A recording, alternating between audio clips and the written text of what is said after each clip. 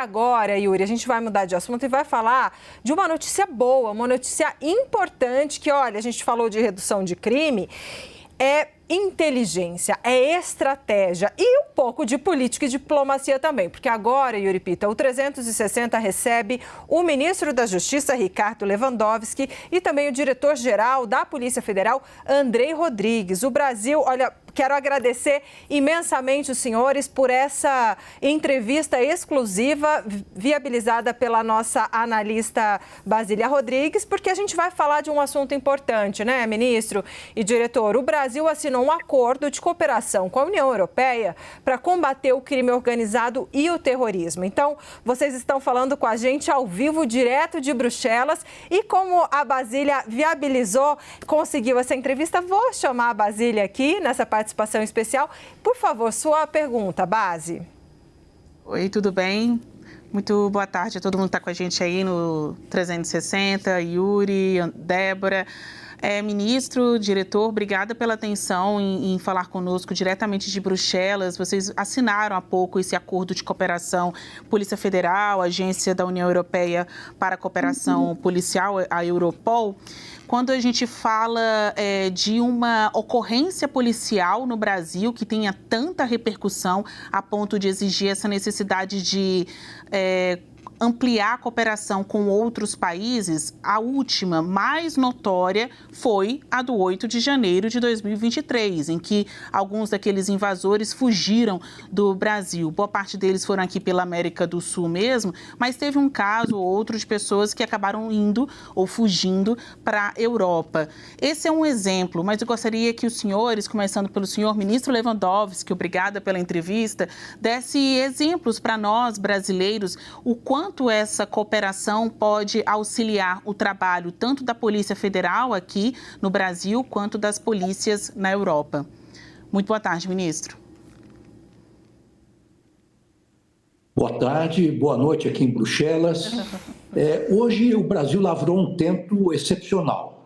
Eu diria que o Brasil comprovou que voltou à cena internacional, é um protagonista, é um player internacional importante, e nós assinamos com a União Europeia um tratado que permite uma colaboração intensa e permanente entre a Europol e a Polícia Federal, que é uma instituição respeitadíssima no mundo e já faz parte da Ameripol, faz parte da Interpol, inclusive o secretário-geral da Interpol é um delegado da Polícia Federal, que mostra o respeito internacional por esta organização policial brasileira, e hoje, então, nós viabilizamos, formalizamos o combate ao crime organizado em escala mundial.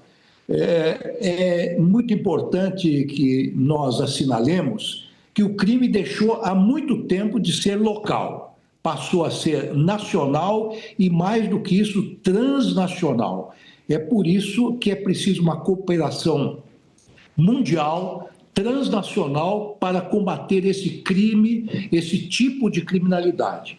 Então, esse acordo permitirá que nós possamos fazer um trabalho conjunto de combate ao tráfico de drogas, ao tráfico de armas, ao tráfico de pessoas, enfim, a toda essa criminalidade que hoje transcende as fronteiras nacionais, graças, insisto, ao prestígio da Polícia Federal brasileira e também ao prestígio do próprio Brasil, que hoje ganhou um protagonismo internacional nesse mundo absolutamente polarizado. Obrigada, ministro, pela resposta. Agora, a minha pergunta vai para o doutor Andrei. Doutor, eu gostaria de entender em termos práticos, como era antes e como fica agora? O que muda na prática? Porque a gente parte da ideia de que uma colaboração como essa supostamente já existiria. O que muda concretamente? Boa noite para o senhor aí em Bruxelas. Boa tarde para vocês aí no Brasil, Débora. De fato, é um marco, eu reputo, histórico essa assinatura do acordo com a Europol, né, com a União Europeia. É um acordo que vários países tentam formalizar e o Brasil conseguiu nesse dia de hoje. O que muda substancialmente é a capacidade operacional que nós ampliamos a partir do acesso a todas as bases de dados da Europol, que congrega mais de 50 países, não só da União Europeia, mas da Europa, inclusive de outros continentes, e que vão nos permitir, a partir dessa troca direta com o banco de dados de todos esses países, fomentar e qualificar as nossas investigações. Veja, como bem lembrado pelo ministro Ricardo Lewandowski, o crime organizado hoje é internacional, é global. E, portanto, nós não podemos nos limitar às nossas fronteiras ou só na região da América Latina. E, portanto, com esse passo que hoje demos aqui, com a assinatura do ministro, com o comissário da União Europeia, nós vamos ter muito mais informações, mais dados e também vamos poder oferecer mais dados, mais informações, fazer trocas também na área de treinamento, de capacitação, enfim, um benchmark muito grande com todas as polícias que compõem aqui a Europol, cuja sede é em Haia, e onde nós temos já, Débora, Basília e Yuri, nós temos 3 policiais federais que estão destacados permanentemente para atuar neste ambiente e agora com essa capacidade aumentada. Deixa eu pegar daqui, Yuri Pita falando com os senhores. Obrigado, ministro. Obrigado, diretor-geral. Ministro, queria ouvi-lo também o quanto esse acordo se torna mais importante ainda no atual contexto geopolítico, em que a gente vê a Europa buscando ali novos caminhos em relação a uma política, geopolítica muito isolacionista da parte dos Estados Unidos sob a gestão de Donald Trump. O quanto, na sua avaliação, ministro, para o Brasil, no enfrentamento a esses crimes transnacionais, o senhor citou alguns, tráfico de drogas, tráfico de armas, queria que o senhor falasse também em tráfico de pessoas, se isso também é uma questão importante que está no escopo desse acordo, o quanto é importante para o Brasil buscar ampliar esses laços, principalmente com a Europa, e se há algum tipo de conversa ou dificuldade de conversa na atual gestão de Donald Trump? Bem, realmente a União Europeia está buscando novos parceiros. E essa parceria que acabamos de firmar com a União Europeia mostra exatamente o prestígio do Brasil, a importância do Brasil como um país continental, um país que tem responsabilidade no plano da política internacional, que honra os seus compromissos. E nós sabemos que dentro em breve, possivelmente amanhã, se iniciarão as conversas da União Europeia no que diz respeito à segurança mundial.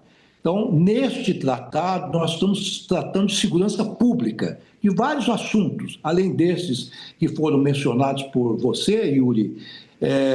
Nós temos também a questão da imigração, a questão importantíssima, a questão da lavagem de dinheiro, a questão das criptomoedas, que são novos ativos que podem ser usados para fins criminosos. Portanto, é um acordo extremamente amplo, mas o que é importante assinalar é exatamente a credibilidade do Brasil como um interlocutor nesse cenário mundial. É algo novo, aliás, é uma recuperação realmente da posição do Brasil nesse concerto internacional das nações. E este é um acordo muito exclusivo, porque o único país que tem um acordo semelhante a esse nosso é a Nova Zelândia. Então, Nova Zelândia e o Brasil, e talvez proximamente teremos outros países da América Latina que seguirão os nossos passos. Mas nós somos um paradigma para o nosso continente e isso nos orgulha bastante. Vou convidar o Pedro Venceslau também para se juntar a nós nessa conversa, que ele também tem uma pergunta para os senhores. Pedro. Olá, boa tarde a todos. Eu queria saber se existe uma dificuldade em investigar as infiltrações do crime organizado nas corporações policiais, na Polícia Civil, na Polícia Militar. A gente tem visto muitas revelações de criminosos ligados ao PCC, por exemplo, que atuam diretamente nessas corporações. Por outro lado, existe também o desafio de que essas corporações atuem em conjunto com a Polícia Federal em determinadas investigações sensíveis. Como é que se faz para conseguir chegar num bom termo nessas situações? Boa tarde, Pedro. Veja, a Polícia Federal ela tem centenas, milhares, na verdade, são 51 mil inquéritos policiais em trâmite na nossa instituição. E alguns deles, muitas vezes, esbarram em questões internas, inclusive, mas também de corrupção em agências policiais. Acho que o caso mais recente, agora uma investigação do assassinato no aeroporto de Guarulhos, onde a nossa investigação relacionada à lavagem de dinheiro tem encontrado, infelizmente, alguns servidores públicos envolvidos com o caso. Agora, é importante ressaltar que a Polícia Federal não é a corregedoria das outras polícias. Cada instituição tem a sua corregedoria, tem a sua ouvidoria, tem o controle externo do Ministério Público, ou seja, tem os seus sistemas de controle que devem sempre funcionar. No nosso caso, nós temos uma corregedoria muito atuante, temos um ministro muito rigoroso também com as punições que são de sua alçada, e isso nos dá uma tranquilidade de conduzir os nossos processos com absoluta firmeza naquilo que temos que fazer. Agora, infelizmente, muitas investigações nossas, como eu disse, esse exemplo, esbarram em casos, e aí, Pedro, não há dificuldade nenhuma. Nós cumprimos o nosso papel, a nossa tarefa legal, constitucional, de apresentar ao Poder Judiciário aqueles, sejam servidores públicos ou não, que estejam envolvidos em qualquer caso de nossa alçada. Pedro, Basília... se me permite, claro, eu vou complementar essa explicação do Andrei Rodrigues, que foi muito completa, como sempre, mas dizer o seguinte: o que é paradoxal, o que impressiona, é que as nossas colaborações internacionais estão muito mais adiantadas do que a integração interna em nosso país. É por isso que o Ministério da Justiça e da Segurança Pública apresentou ao presidente da República uma proposta de emenda constitucional para que nós possamos ter uma integração maior entre as polícias.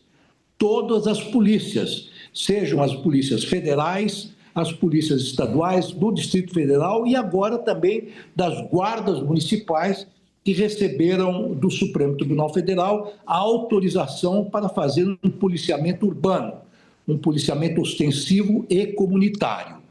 E a nossa PEC também prevê em alguns dispositivos que fiquem estabelecidos na Constituição a existência de corregedorias e ouvidorias autônomas. Isto vai, a nosso ver, diminuir em grande parte esse problema que foi levantado agora.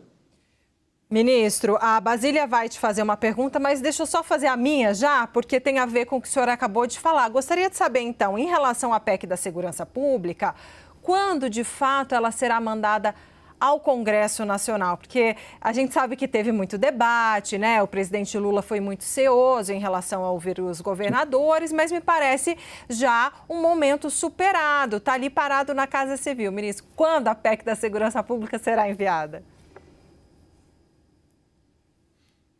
Bem, nós tivemos várias reuniões com os governadores, parece que as resistências dos governadores estão aplainadas, porque nós demos plenas garantias que a autonomia estadual, distrital e municipal não será afetada no que diz respeito ao controle das respectivas polícias. Então, esse não é o problema. Está realmente o projeto de emenda constitucional na Casa Civil, está sendo examinada quanto à oportunidade e à conveniência de enviá-lo ao Congresso Nacional. Claro que é uma decisão política, me parece que a questão está bastante amadurecida. O próprio ministro Rui Costa e o próprio presidente da República, o presidente Luiz Inácio Lula da Silva, disse que nos próximos dias pretende mandar para o Congresso Nacional. Nós fizemos uma pequena retificação, tendo em conta a última decisão do Supremo Tribunal Federal, que reconheceu o poder de polícia, digamos assim, para as guardas municipais, que não estava tão explícito, tão claro na Constituição de 1988. Estabeleceu que podem fazer o policiamento na área urbana, que podem fazer o policiamento ostensivo e comunitário, mas serão submetidas ao controle externo pelo Ministério Público. Então, esta tese que foi fixada pelo Supremo Tribunal Federal foi acrescentada na PEC da Segurança Pública, inclusive porque já haviam algumas outras PECs, de certa maneira, regulando o papel das guardas municipais, mas agora nós estamos exatamente na linha do Supremo Tribunal Federal. Eu entendo que a PEC está amadurecida e estaria pronta para ser mandada para o Parlamento brasileiro. Quero dizer aquilo que tem insistido sempre, que essa é uma minuta, é uma discussão prévia que se deve fazer, é uma sugestão que nós estamos apresentando para os representantes da soberania brasileira. Porque depois de 36 anos de vigência da Constituição, como eu disse, o crime deixou de ser local, passou a ser nacional e transnacional. É preciso que o Congresso Nacional reflita sobre esse fenômeno e acredito que seja o momento apropriado para isso. Basília Rodrigues. Obrigada pela oportunidade de perguntar outras coisas nessa entrevista, né? Abrir esse leque aí de assuntos que dizem respeito à segurança pública e justiça.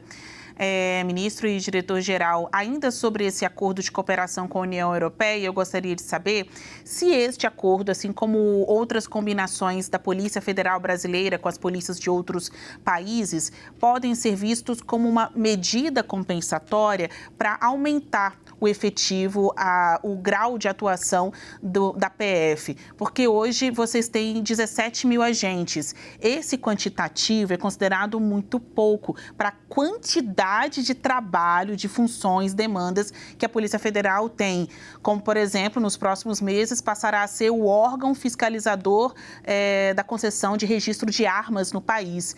Está só aumentando o volume de trabalho dos senhores. E aí, vai melhorar o efetivo, vai aumentar esse número? Uma medida como essa de fechar cooperação com outras polícias é uma forma até de ter polícia em nome dos interesses de investigações brasileiras, onde a PF acaba não tendo o efetivo suficiente para alcançar? Eu vou perguntar para o Andrei. Basília, muito obrigado pela pergunta.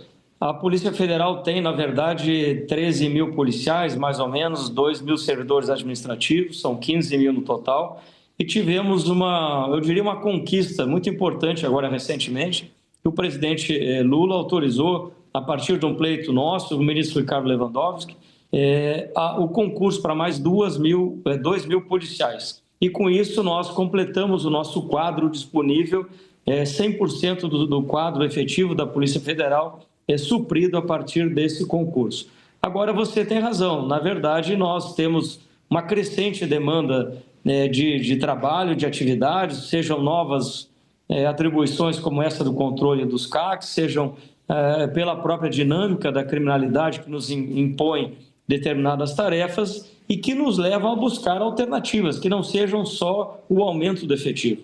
Então, nós hoje utilizamos a tecnologia, utilizamos inteligência artificial. Todos os nossos 51 mil inquéritos, Basília, eles são inquéritos digitais, eletrônicos. Nós não temos mais papel. E isso nos forma uma grande base de dados e que nos permite, a partir daí, fazer trabalhos com o uso da tecnologia e que aumentem a efetividade e os melhores resultados daquilo que a gente produz. Nós, em que pese o crescente aumento, só para o nosso telespectador ter uma ideia, ano passado, 2024, nós instauramos 48 mil inquéritos policiais. E concluímos mais de 50 mil inquéritos policiais. Reduzimos o prazo de tramitação, que era de mais de 700 dias há 2 anos, a menos de 500 dias do curso dos nossos inquéritos. Então, são medidas de gestão, medidas administrativas que a gente tem adotado para otimizar o nosso recurso. E, fundamentalmente, e esse é o ponto e isso que nos traz aqui a Bruxelas, é um eixo central das nossas atuações, do nosso trabalho, a cooperação internacional. Com isso, nós ganhamos qualidade, ganhamos amplitude, ganhamos também capilaridade com apoio de outras polícias do mundo inteiro e que nos trazem melhores resultados para aquilo que a gente busca, que é o enfrentamento do crime organizado, com a descapitalização, com a prisão de lideranças e, portanto, a gente ter os melhores resultados possíveis. Deixa eu fazer uma outra pergunta também e primeiro direciono ao diretor-geral Andrei Rodrigues, mas claro, ministro Ricardo Lewandowski, fique à vontade também para complementar. Os senhores mencionaram a questão das criptomoedas, que tem sido motivo de atenção de autoridades mundo afora. A gente brinca que o ano de 2026 para as eleições já começou e eu queria ouvir se já há algum tipo de preocupação ou de atenção, pelo menos, dos senhores em relação ao uso desse mecanismo de criptomoedas para, eventualmente, financiamento político com vistas às eleições do ano que vem. O que deve ser feito para que se mantenha o cumprimento das regras de financiamento, haja vista que ocorreram alguns casos de criptomoedas mundo afora ligadas a lideranças políticas, como, por exemplo, o Donald Trump e, mais próximo de nós aqui recentemente, envolvendo o presidente argentino Javier Milei. Pedro, nós tivemos na eleição do ano passado, a partir de diretrizes do ministro Ricardo Lewandowski, uma atuação muito forte, especialmente na questão de financiamento de campanha, de compras de votos. Nós apreendemos 51 milhões de reais em espécie na última eleição municipal. E eu recordo que no dia do segundo turno nós já anunciamos que o processo, né, de preparação e de trabalho da Polícia Federal para a segurança das eleições 2026 já tinha começado. Hoje nós temos uma unidade, a Diretoria de Combate ao Crime Organizado, que tem uma unidade específica que trata também de corrupção, lavagem de dinheiro e que usa muitas ferramentas para também a identificação, entre aspas, a apreensão dos criptoativos, para que a gente esteja alinhado com as melhores práticas globais. Eu diria, Pedro, que hoje a Polícia Federal, e não à toa estamos aqui firmando esse acordo, temos o secretário-geral da Interpol, eu sou secretário executivo da Meripol, a Polícia Federal, em muitas práticas, é exemplo para as polícias do mundo inteiro, inclusive aqui da Europa. Então, eu diria que estamos na primeira prateleira das polícias do mundo, usando o que há de mais moderno, de mais tecnológico e, fundamentalmente, a cooperação internacional, porque, você bem sabe, o criptoativo ele não está localizado no nosso quintal, a gente precisa rastrear e isso nós temos buscado também como uma nova forma de coibir a lavagem de dinheiro e que se aplicará e se aplica para questões eleitorais também. Bem, complementando a resposta do Andrei, eu quero dizer que, infelizmente, o crime está sempre um pouco adiante da legislação. Nós, no Ministério da Justiça e Segurança Pública, estamos revendo a lei da lavagem de dinheiro, que é uma lei antiga, justamente para incluir as criptomoedas, a mineração ilegal e outros ativos que, eventualmente, possam ser utilizados para o branqueamento de capitais. Então, esse é um esforço que faremos e também, evidentemente, trabalhamos em estreita colaboração com a Justiça Eleitoral. Nas últimas eleições, o Andrei e a equipe da Polícia Federal estavam trabalhando com muita intimidade com o Tribunal Superior Eleitoral, exatamente para evitar e impedir a infiltração do crime organizado no cenário político. Esse também é um fenômeno novo. São fenômenos novos que precisam de uma abordagem nova, mas quero repetir ou reforçar o que o Andrei disse. A Polícia Federal hoje é um exemplo mundial. Nós temos, por exemplo, um aplicativo que combate a pedofilia por meio da internet, que está sendo colocado à disposição das outras polícias. Já temos um acordo com a Polícia de Portugal, que está usando com muita proficiência esse nosso aplicativo e já há um interesse demonstrado por outras polícias. Em termos de informática, em termos de TI, a nossa Polícia Federal é realmente um orgulho para o país e, diria, um exemplo para o mundo. Queria agradecer aqui o ministro da Justiça e Segurança Pública, Ricardo Lewandowski, o diretor-geral da Polícia Federal, Andrei Rodrigues, pela gentileza de nos atenderem mais uma vez aqui no 360, direto de Bruxelas, depois dessa assinatura desse importante acordo com a Europol. E, claro, agradecer à nossa analista Basília Rodrigues por ter viabilizado a entrevista. Ministro, diretor-geral, muito obrigado mais uma vez. Um bom retorno a ambos aqui ao Brasil. Obrigada, Lewandowski. Muito obrigado, Basília, Débora, Yuri e Pedro. Obrigado a todos, uma boa tarde. Boa noite para vocês. Obrigada.